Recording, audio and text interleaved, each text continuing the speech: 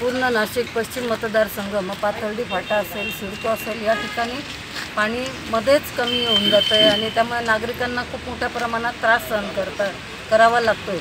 खरं तर याच्या मागे मला वाटतं राजकारणाचा काहीतरी वास असावा, कारण ठराविक लोक, तुम्ही जर बघत असाल फोटो किंवा पेपरमध्ये, मीडियामध्ये, तर हे लोक ठरवून तिथे पाणी कमी सोडतात लोकांना किंवा अधिकाऱ्यांना, वॉलमनला प्रेशर खाली घेऊन, आणि मग तिथे व्हिजिट करतात आणि 2 दिवसांनी तिथे पाणी येतं। म्हणजे मी आलो म्हणून पाणी आलं असं तिथे ते लोकांना सांगतात। म्हणजे हा नवीन प्रचाराचा फंडा काढला मला वाटतं, आणि त्यामुळे ठिकठिकाणी पाणी बंद करून लोकांना विनाकारण वेठीस धरत आहेत। त्यामुळे आज आम्ही सगळे इथे येऊन आंदोलन केलेलं आहे, जेणेकरून पूर्ण नाशिक पश्चिम मतदारसंघात कुठेही पाण्याचा तुटवडा व्हायला नको, सगळ्यांना पाणी पुरवठा सुरळीत झाला पाहिजे।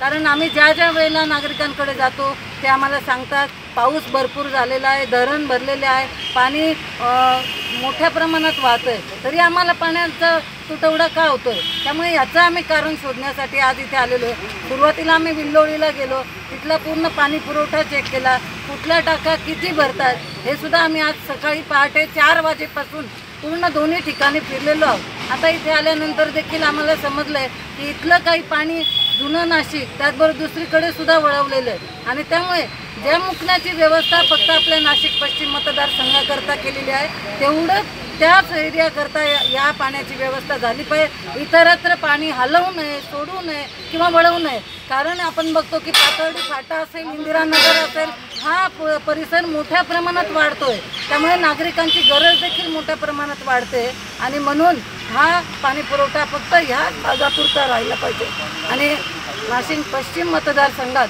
पाणी पुरवठा सुरळीत झाला पाहिजे अशी आमची मागणी।